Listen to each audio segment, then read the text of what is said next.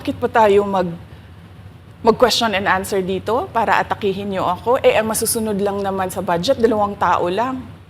'Di ba? Ang susunod nun na halimbawa ko ay yung budget ng Office of the Vice President.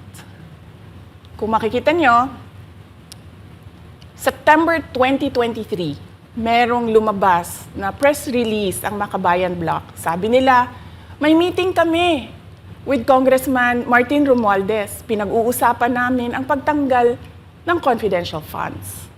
September yon.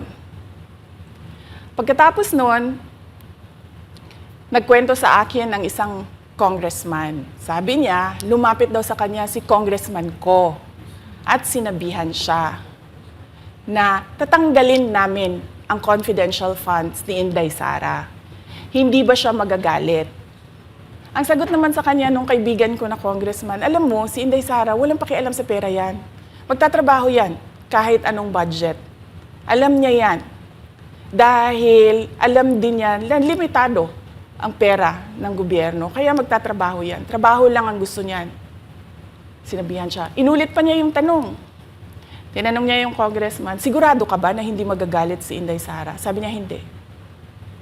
Kaya kung makita ninyo, doon sa budget hearing ng Office of the Vice President, ay dinefend namin ng maayos kung paano gagamitin ang confidential funds. Napapabilis ang trabaho, napapadali ang trabaho, dahil nakatarget yung mga proyekto.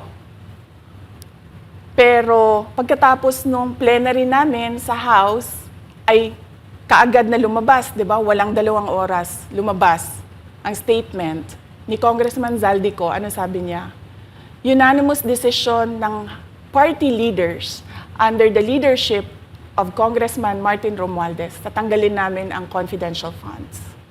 At para hindi halata na inaatake nila ako, tinanggalan din nila yung mga iba pang mga departments ng kanilang confidential funds. So nakikita nyo, bumulong ang Makabayan Bloc kay Martin Romualdez. At dahil sa kagustuhan ni Martin Romualdez na hindi siya atakihin, at dahil sa gusto niyang suportahan ang Makabayan at ang NPA, nakinig siya. At ang ginawa niya, tanggalin yung budget.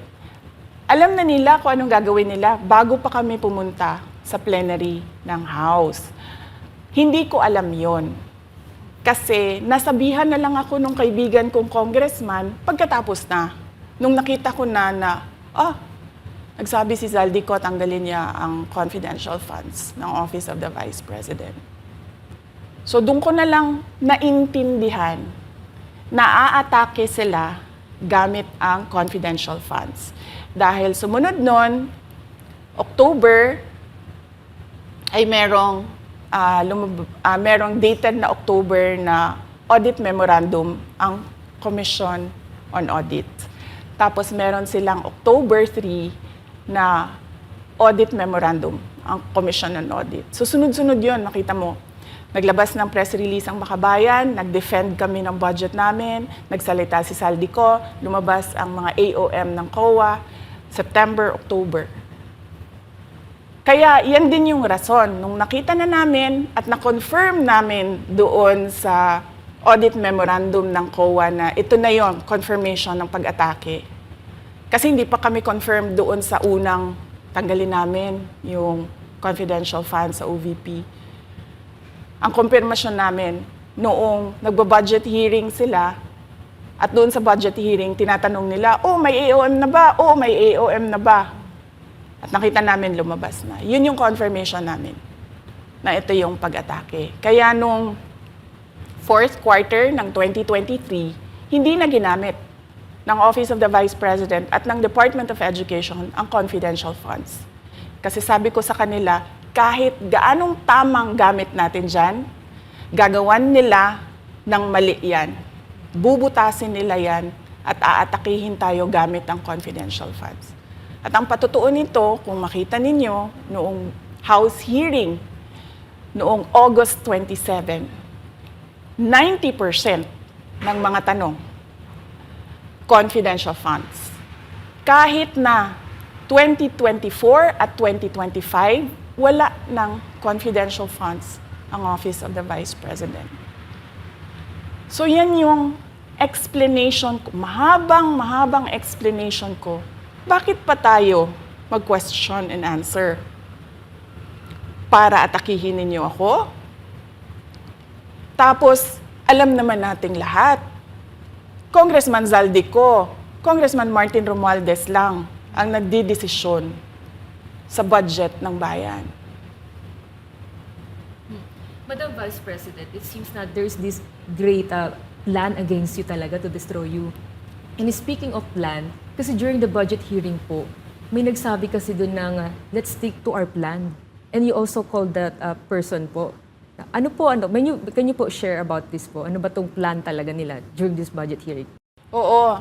Doon sa budget hearing na nangyari noong August 27, nakita nyo na meron na silang nakahandang PowerPoint presentation, meron na silang nakahandang audiovisual presentation, meron na silang nakahanda na script na binabasa. At yung isa pa nga na congresswoman na sabi niya, wala akong panahon.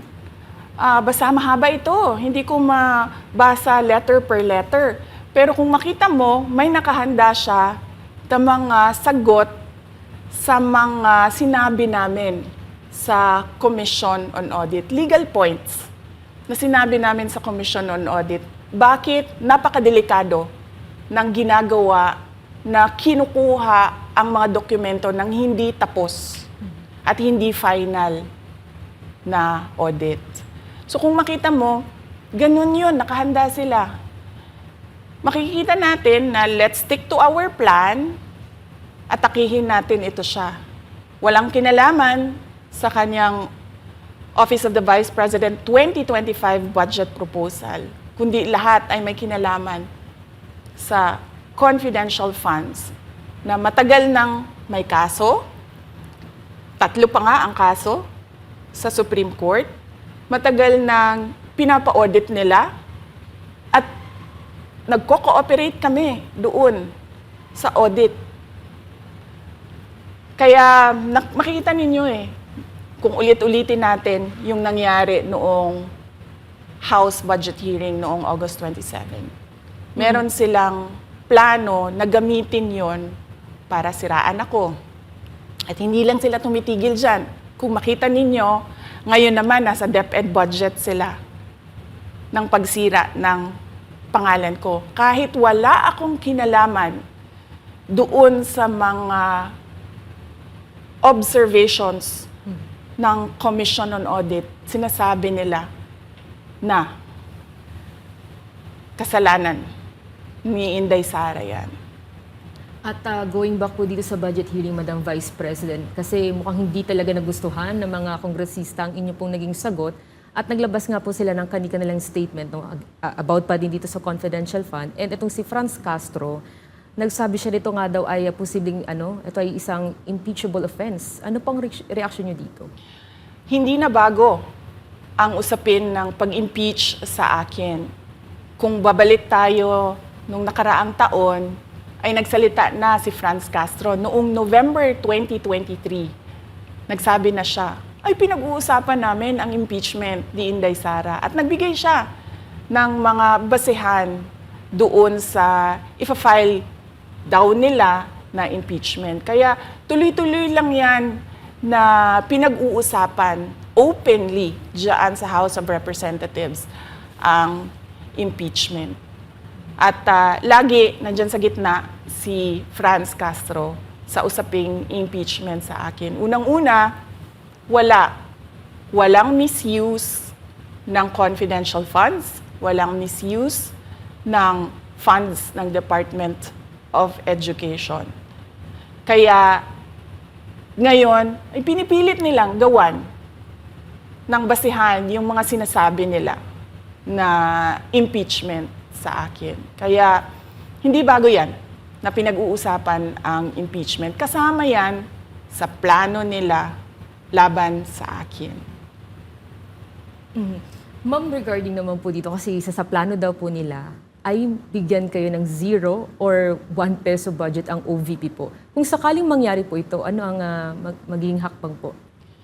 Narinig din namin na merong defunding, i-defund daw ang Office of the Vice President budget. Narinig din namin na posibleng piso lang ang ibigay na budget sa Office of the Vice President. Handa ako sa Office of the Vice President na magtrabaho kahit walang budget. Maliit lang yung opisina namin, maliit lang yung operations namin, kaya kayang-kaya namin na magtrabaho kahit walang budget. Alam naman namin na kapartiyan ng pag-atake. Kaya kami, tutuloy-tuloy lang din kami sa kailangan namin gawin para sa bayan. Madam Vice President, panghuli na lang po, no? Sa kabila po ng nararanasan ninyo na pag-atake, kaliwat kanan, at ang kalagayan po ng ating bansa, ano po ang inyong mensahe sa ating mga kababayan? Unang-una mensahe ko sa ating mga kababayan, huwag silang magpadala sa ingay ng politika. Kung makikita natin sa kasaysayan, lagi talagang inaatake ang Vice President dahil siya yung tinitingnan ng mga tao na baka magiging sunod na presidente. So lahat ng mga gustong tumakbong presidente ay uunahin nila atakihin talaga ang Vice President. Kaya huwag sila magpadala sa ingay ng paninira at politika. Pangalawa, isa-isahin nila ang bawat papel sa budget ng 2023 at 2024 at 2025. At pangatlo, kailangan magkaisa tayo na tumulong sa mga nangangailangan. Dumadami ang naghihirap ng mga pamilya. Dumadami ang nakakaranas ng gutom. Kaya kailangan tayo, kaya kami tutuloy din ang trabaho namin kahit walang budget. Dahil alam namin na yan yung pinaka-importante sa ngayon. Na matulungan yung mga kababayan natin na naghihirap at walang makain. Yan yung totoong problema ng bayan natin. Once again, ma'am, maraming salamat po sa pagkakataong pinagkaloob niyo po sa amin at nabigyang linaw po ang mga issue nga ngayon ay headlines po sa iba't ibang media. Maraming salamat po ni Madam Vice President. Thank you very much. Shukran. Kaya yan yung sinasabi ko,